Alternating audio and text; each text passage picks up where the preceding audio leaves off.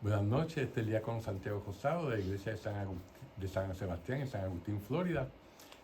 Vamos entonces a continuar esta noche, vamos a dar por terminado el capítulo 27 del Evangelio de San Mateo. Pero antes de empezar la clase vamos entonces a hacer la oración para antes de leer la Sagrada Escritura. Señor Jesús, abre mis oídos a tu palabra, que lea y escuche yo tu voz y medite tus enseñanzas. Despierta mi alma y mi inteligencia para que tu palabra penetre en mi corazón y pueda yo saborearla y comprenderla. Dame una gran fe en ti para que tus palabras sean para mí otras tantas luces que me guíen hacia ti por los caminos de la justicia y de la verdad.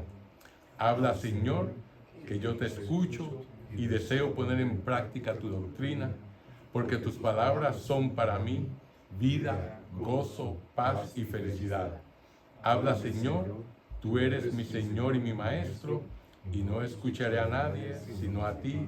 Amén. Bueno, así que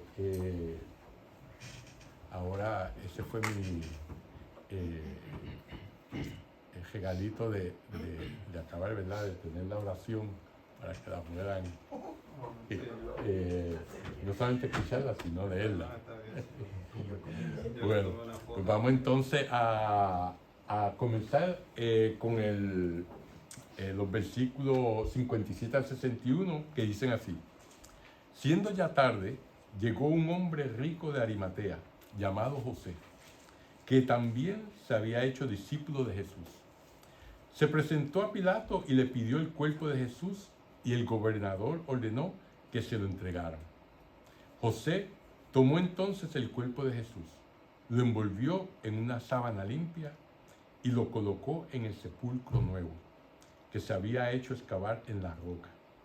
Después hizo rodar una gran piedra sobre la entrada del sepulcro y se fue. Mientras tanto, María Magdalena y la otra María estaban ahí, sentadas frente al sepulcro. Palabra de Dios. Bueno, fíjense que los cadáveres de los ajusticiados en aquel entonces terminaban por lo general en una fosa común, ¿verdad? Porque eran personas que pues, no tenían los medios económicos, y si los tenían, pues entonces ya lo habían perdido. Por lo tanto, acababan casi siempre en una fosa común. Esta privación de una sepultura honrosa formaba parte de la condena, ¿verdad?, de esa persona, y debía servir para infundir terror tanto como la misma crucifixión, ¿verdad? Porque pues no solamente era el que la persona moría, sino que la persona sabía iba a ser enterrada en una fosa común donde no se iba a poner su nombre, nadie sabía que iba a estar ahí, ¿verdad?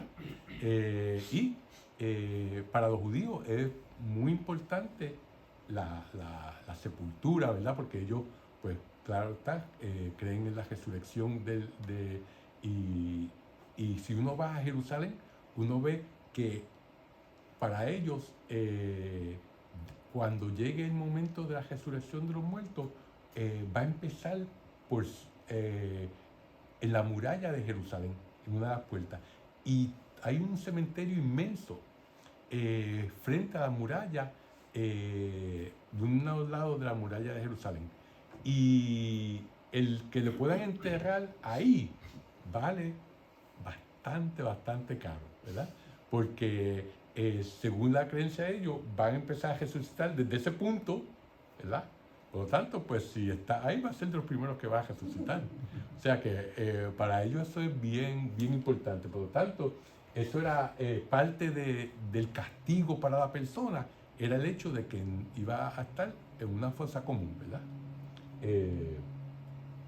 La privación de la honra fúnebre prolongaba la infamia ligada al suplicio de la persona. O sea, que eso era algo que era bastante común entonces. La ley judía también preveía castigos póstumos para los condenados a muerte, y eso lo encontramos en el libro de Deuteronomio. Y el pasaje dice así: si un hombre culpable de un crimen que merece la pena de muerte es ejecutado y colgado de un árbol, Su cadáver no quedará en el árbol durante la noche, sino que lo enterrará ese mismo día, porque el que está colgado en un árbol es una maldición de Dios. Y tú no mancharás el suelo que el Señor tu Dios te da como herencia, ¿verdad? O sea que en cuanto moría tenían que enterrarlo para que no fuera a caerse y estar expuesto, ¿verdad? Por lo tanto, eso es lo que la ley en el Deuteronomio dictamina cuando alguien lo colgaban de un árbol, ¿verdad? Ya fuera de esta manera o ya fuera crucificado. El caso de Jesús constituye una excepción gracias a la intervención de una persona rica e influyente que se llamaba José y que era de Arimatea, ¿verdad? Mateo dice que este hombre se había hecho discípulo de Jesús. Sin embargo, omite recordar que era miembro del Sanedrín, ¿verdad? Eso lo sabemos porque Marcos nos lo dice en el capítulo 15, ¿verdad? Que José de Arimatea era parte del cuerpo legislativo de los judíos. Posiblemente fue el que Mateo no nos diera esa información, fue para no incluirlo entre los responsables de la muerte de Jesús. Que como sabemos, el Sanedrín fue el que lo tomó prisionero y el que hizo el primer juicio, ¿verdad? Como habíamos explicado antes, realmente el juicio de Jesús fue dos procesos diferentes, un proceso judío y un proceso romano, ¿verdad? En el judío lo condenaron por blasfemia, ¿verdad? Por hacerse Dios, hacerse hijo de Dios. A los romanos eso no le interesaba nada, pero lo condenaron por el hecho de que él era el rey, ¿verdad? Su reino, aunque no era de este mundo, pero era rey, por lo tanto, cualquier persona que se nombraba rey, pues estaba en contra del César. Y ahí entonces eso fue lo que obligó a Pilato a condenarlo, ¿verdad? Cuando le dijeron, si tú no lo condenas, no lo crucificas, entonces tú no eres amigo del César. Y ahí entonces eso sí que le llamó la atención a ellos, espérate, que esto no puede seguir de esta manera, ¿verdad? En este pasaje, José de Arimatea está representando a los apóstoles, que no había ninguno de ellos por allí, ¿verdad? Todos se desperdigaron. A pesar de no ser uno de los 12, el único que quedó fue Juan, con las mujeres, que fueron más valientes. Por esto lo declaran discípulo del Señor, ¿verdad? Según Marcos y Lucas, José de Arimatea esperaba el reinado de Dios. Era uno de estos que, así como se acuerdan, toda persona que pues, esperaba el reino de Dios, pues se suponía que fuera una persona santa, que fuera una persona justa, ¿verdad? Y en el caso de él había reconocido que el reino de Dios había llegado con Jesucristo. Arimatea, que es el lugar de origen de él, ¿verdad?, había sido la patria del profeta Samuel, que en el primer libro de Samuel no se llama Arimatea, se llama Ramatayim, ¿verdad? O sea que él había nacido en ese mismo pueblo donde el profeta Samuel había nacido. José de Arimatea se exponía a un gran riesgo al presentarse ante Pilato para solicitar que le entregaran el cuerpo de Jesús, ¿verdad? ¿Por qué esto? Porque era un riesgo, ya que de ese modo manifestaba su adhesión al que había sido acusado de querer proclamarse rey en franca rebeldía contra el César, ¿verdad? Como dicen, dime con quién anda y te diré quién eres, ¿verdad? Si él se presentaba para reclamar el cuerpo, decía, pues este es de los de él, por lo tanto, él también está en contra del César. O sea, que él se estaba arriesgando su libertad, su vida, su honra en aquel entonces a los ojos de los romanos y del pueblo, ¿verdad? Sin embargo, Pilato se muestra bien dispuesto y accede al pedido. O sea, en vez de meterlo a la cárcel y decir, espérate, que tú también eres uno de ellos, ¿verdad? Por lo tanto, debe aclararse que la ley romana no tenía directrices para la entrega del cadáver de un reo de esta magnitud, sino que eso era algo que estaba a disposición del gobernante de aquella época. No había ninguna ley que dijera, no, tienes que mantener el cuerpo, no lo puedes dar, sino que eso era una de las cosas que el que gobernaba en aquel entonces, ¿verdad? El prefecto, que era Pilato, pues tenía la libertad de decidir. Esta concesión muestra que el prefecto romano no tenía a Jesús como un revolucionario peligroso, ¿verdad? Y eso pues ya lo sabemos porque lo hemos visto anteriormente, que él decía, yo no encuentro nada en él, ¿verdad? Y pues quería, y se lavó las manos para decir, yo no estoy envuelto en esta condena, ¿verdad? Porque son ustedes los que lo quieren condenar. De lo contrario, no habría entregado el cadáver del crucificado a uno que ni siquiera pertenecía a su familia, ¿verdad? Usualmente si se entrega el cadáver a alguien de la familia del ajusticiado. En conformidad con el estilo de Mateo, el relato de la sepultura de Jesús se caracteriza por su extrema sobriedad, ¿verdad? O sea que no dice mucho, sino que va al punto y da la información necesaria. Una indicación cronológica, ¿verdad? Cuando dice al atardecer, permite enmarcar la historia de la pasión en una sola jornada, en un solo día, ¿verdad? Desde la reunión matinal del Sanedrín, cuando amaneció, que lo vimos en el capítulo 27, hasta el desenlace final en el Gólgota. O sea que esto nos da esos parámetros, ¿verdad?, de tiempo para saber que todo esto ocurrió en un día. José debió actuar con extrema rapidez, porque el día siguiente era sábado. Recuerda que él murió viernes, y había que ultimarlo todo antes de que empezara el descanso sabático, donde no se podía hacer nada, cuyo comienzo, según la tradición judía, coincidía con la aparición de la primera estrella. O sea, en cuanto se ponía el sol y el ocaso, pues entonces inmediatamente ya empezaba el sábado, ¿verdad? Por lo tanto, si murió a las 3 de la tarde, pues esto tenía que haber sido rapidito, antes de que llegara ese momento. Una vez obtenida la autorización para retirar el cadáver de la cruz, José envolvió en un paño de lino, nos dicen muchas de las traducciones, ¿verdad?, el cadáver de Jesús. Mateo precisa que era puro, o sea, que era limpio, que era nuevo, y lo depositó en una tumba que él se había hecho excavar en la roca. O sea, que era para él mismo esa tumba.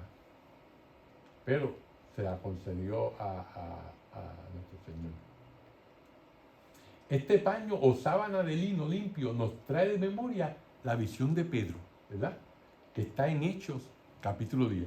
¿Se acuerda esa visión de Pedro donde él veía un paño de lino bajar del cielo, ¿verdad?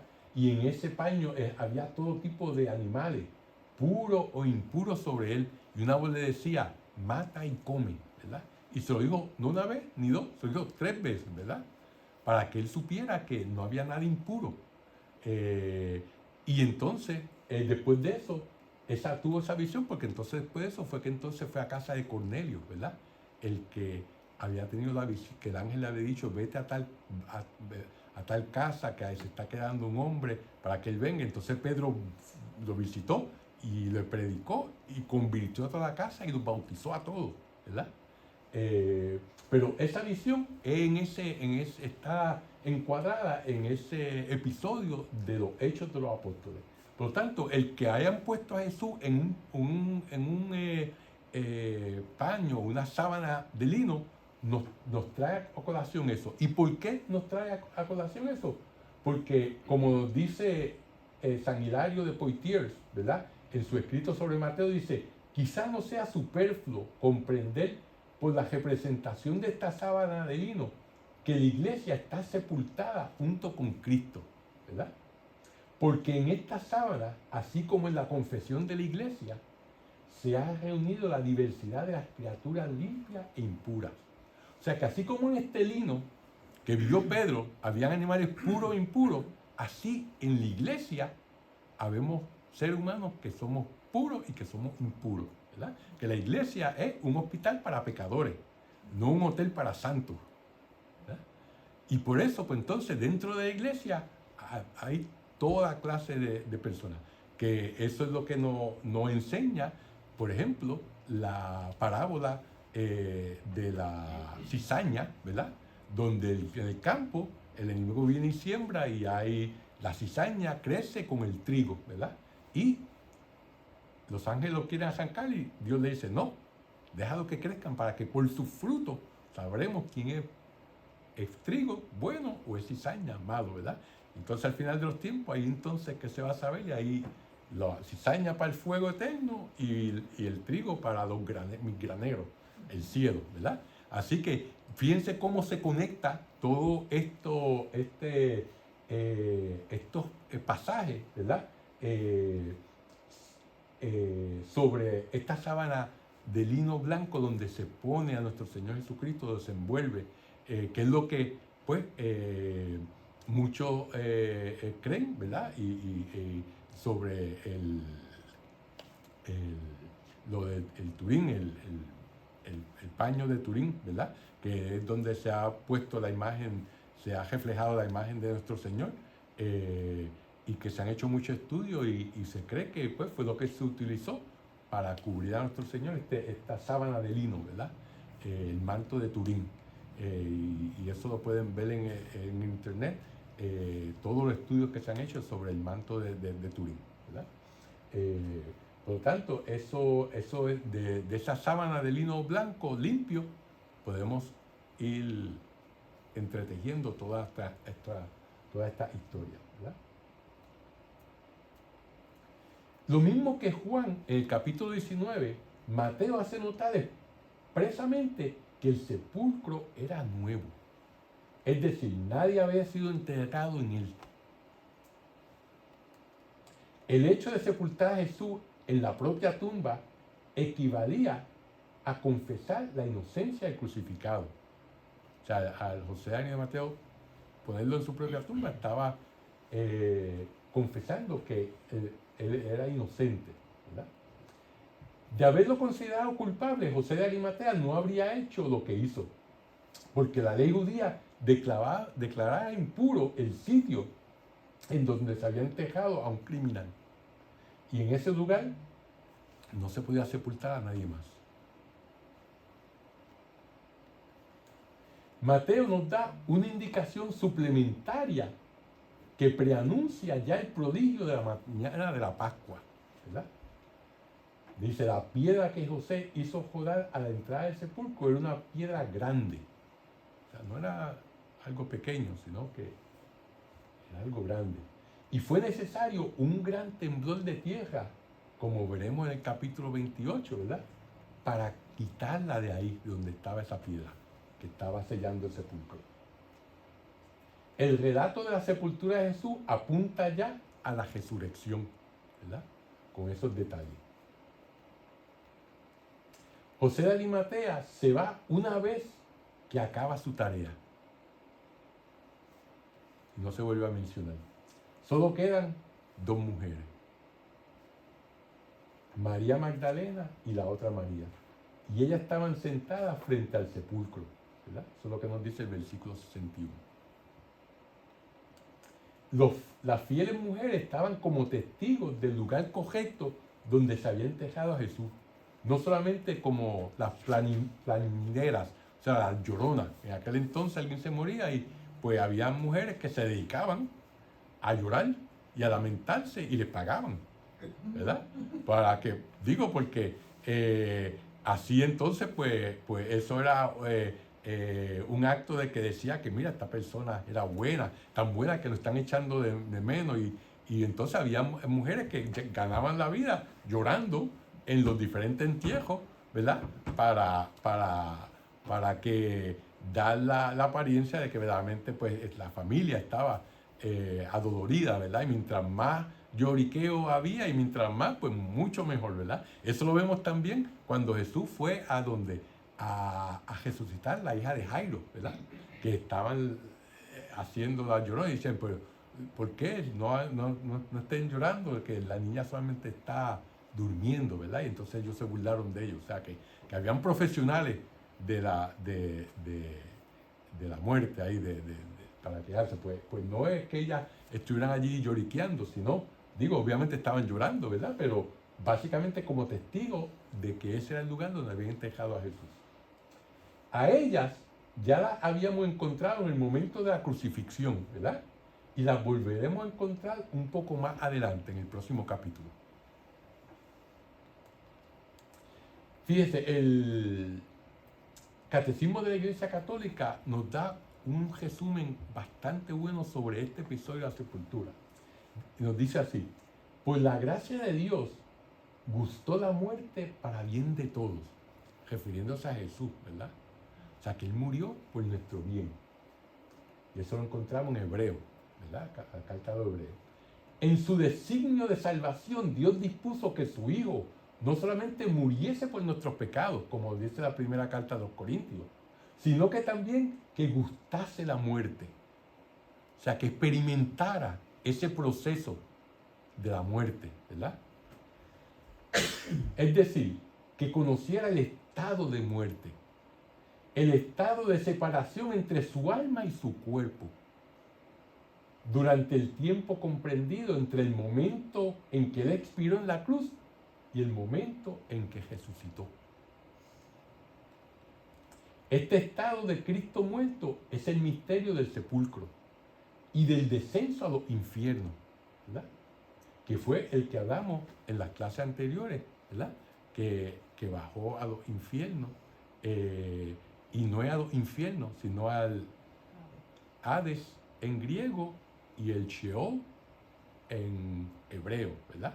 El sitio donde iban los muertos, no el infierno como nosotros lo conocemos para ser condenados y sufrir, pero tampoco el cielo donde iban a estar en la presencia de Dios y gozando, ¿verdad? Pero por lo tanto, esto es que se encuentra en la primera carta de Pedro, se puede inferir que este era el purgatorio, ¿verdad? Porque claro está, hay otro pasaje que todavía lo hace mucho más claro, que está en los libros de los Macabeos, ¿verdad? Pero nuestros hermanos separados no aceptan los libros de los Macabeos como inspirados, ¿verdad? Aunque nosotros sabemos que sí, que son inspirados por Dios. Bueno, pues entonces, es el misterio del sábado santo, este estado de Cristo muerto, ¿verdad? En el sepulcro, ¿verdad? ¿Qué es lo que pasa el sábado? Él desciende al Hades, al Sheol, a liberar a todos aquellos justos que habían muerto antes de que las puertas del cielo se abrieran.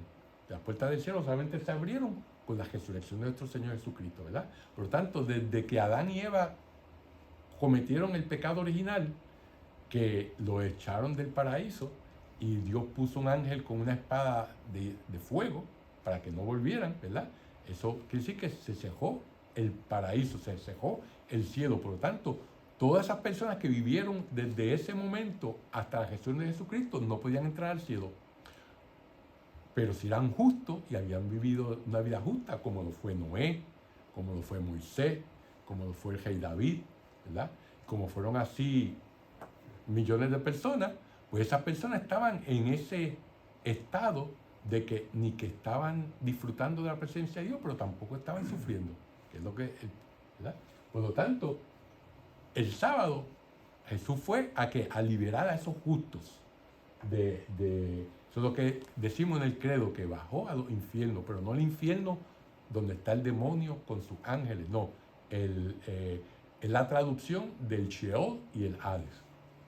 Pues entonces nos dice, es el misterio del sábado santo en el que Cristo, depositado en la tumba, manifiesta el gran reposo sabático de Dios, después de realizar la salvación de los hombres, que establece en la paz el universo entero, ¿verdad? Con eso como que el catecismo nos da entretejiendo todas estas citas bíblicas, todos estos pasajes, nos da una imagen clara de lo que pasó. Bueno, vamos entonces a seguir con el próximo pasaje, que dice así: al día siguiente, el día después de la preparación de la Pascua, los jefes de los sacerdotes y los fariseos se presentaron a Pilato y le dijeron: Señor, nos hemos acordado que ese mentiroso dijo cuando aún vivía, después de 3 días resucitaré. Ordena, pues, que sea asegurado el sepulcro hasta el 3er día. No sea que vayan sus discípulos, roben el cuerpo y digan al pueblo, resucitó de entre los muertos. Ese sería un engaño más perjudicial que el primero. Pilato les respondió, ahí tienen una guardia. Vayan ustedes y tomen todas las precauciones que crean convenientes. Ellos, pues, fueron al sepulcro y lo aseguraron. Sellaron la piedra que cerraba la entrada y pusieron guardia. Palabra de Dios. Fíjense que en este relato llama la atención el comportamiento de los sumos sacerdotes y los fariseos, que acuden a Pilato en día sábado y en la gran solemnidad de la Pascua judía. O sea que no se podía hacer nada, pero ellos dijeron, espérate, que esto sí que hay que hacerlo, aunque sea sábado, ¿verdad? O sea, ellos mismos rompieron sus propias reglas, ¿verdad? Cuando les convenía. Una característica de ¿qué? De las personas hipócritas, ¿verdad? En la Pascua judía, al viernes se le llamaba el día de la preparación, porque en ese día se preparaba la comida para el sábado, que era el día de descanso, ¿verdad? También es poco verosímil que los judíos hayan esperado poner guardia hasta el día siguiente de la sepultura de Jesús, ¿verdad? Si los discípulos hubieran querido robar el cadáver, el momento apropiado hubiera sido esa primera noche, ¿verdad? Aquí vemos cómo se... Además, es curioso ver a los jefes judíos preocupados por la resurrección, aun cuando los discípulos no pensaban en ella. O sea, que los enemigos le habían puesto más caso, le habían hecho más caso a lo que Jesús había dicho que sus propios discípulos, ¿verdad? Lo tomaban más en serio que los propios discípulos. Los discípulos ni se acordaban de eso, ¿verdad? Ni lo habían entendido. Pero sin embargo, los enemigos sí estaban poniendo oído y hasta le creían, porque si no, ¿verdad? La visita tiene como finalidad pedirle al prefecto romano que haga custodiar el sepulcro. La respuesta de Pilato dice literalmente, ustedes tienen la guardia, así que hagan lo que ustedes quieran. Como que dice, yo no me voy a meter con eso, tienen los soldados, ¿verdad? Esta expresión ambigua puede entenderse de 2 maneras distintas. El prefecto manda poner como guardianes a un grupo de soldados romanos, porque le van a pedir a él. O bien, menos probable, los sumos sacerdotes quedan autorizados a poner una guardia judía, ¿verdad? Que la formaban los sacerdotes del templo, que fueron los mismos que fueron a apresar a Jesús, ¿verdad? Las autoridades judías llaman a Jesús ese impostor. El último engaño al que se refieren es el querigma, la enseñanza de la primera comunidad cristiana. Ha resucitado, ¿verdad? Este pasaje indica que en los años 80 algunos judíos combatían la fe en torno a la resurrección de Jesús, diciendo que sus discípulos habían robado su cadáver. Porque este fue el año donde Mateo escribió su evangelio, ¿verdad? Por lo tanto, él está dando a demostrar que en ese entonces todavía habían gente que decían que estaban tratando de combatir, de desacreditar a los cristianos, diciendo que ellos habían robado su cadáver, ¿verdad? Y aquí Mateo hace claro de que, ¿cómo lo puede haber robado? Si había una guardia romana, ¿verdad? Ahí. Que eso sí, no había que le metiera mano a esos romanos. Este pasaje es el reflejo de una polémica y tiene un carácter apologético. O sea, carácter apologético es decir, carácter de defensa de la fe. La apología es la defensa de la fe. Y todos nosotros, por lo que nos educamos, aprendemos sobre la Sagrada Escritura, ¿para qué? Para poder defender la fe. Como dice San Pedro, que nosotros tenemos el deber de ¿qué? De poder dar cuenta de lo que nosotros creemos a otras personas. Nació esta polémica nació como, esta apologética nació como respuesta a las voces que circulaban en los ambientes judíos cuando Mateo escribía su evangelio, ¿verdad? Y esto hace eco de las objeciones de los que negaban la resurrección de Cristo, aduciendo el robo perpetrado por sus discípulos. La presencia de los guardias y el sello, ¿verdad?, que pusieron en el sepulcro atestiguan que el cuerpo de Jesús no pudo haber sido robado. En los relatos de la pasión, los 4 evangelios, a pesar de sus diferencias, coinciden en lo que respecta al desarrollo general de estos acontecimientos.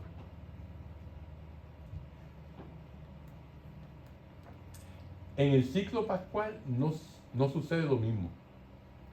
Aquí las divergencias son tales que resulta imposible establecer una cronología, ¿verdad? Las indicaciones de tiempo son tan divergentes como la indicación de los lugares en la Pascua, ¿verdad?, después de la resurrección. Lucas sitúa las apariciones de Jesús en Jerusalén y Mateo en Galilea. Ahora, ¿por qué hacen eso? Obviamente, en uno y otro caso, ambos evangelistas atribuyen un significado simbólico a estos lugares, ¿verdad? Como sabemos, Mateo está escribiendo para los judíos, Lucas está escribiendo para los gentiles, ¿verdad? Y con eso damos por terminado este capítulo 27. Vamos entonces a hacer nuestra oración final, en nombre del Padre, del Hijo, del Espíritu Santo. Amén. Dios te salve María, llena eres de gracia, el Señor es contigo, bendita tú eres entre todas las mujeres, y bendito es el fruto de tu vientre Jesús. Santa María, Madre de Dios, ruega por nosotros pecadores, ahora y en la hora de nuestra muerte. Amén. Gloria al Padre, al Hijo y al Espíritu Santo, como era en un principio, ahora y siempre, por los siglos de los siglos. Amén. Que el Señor nos guarde y nos lleve a la vida eterna. Amén.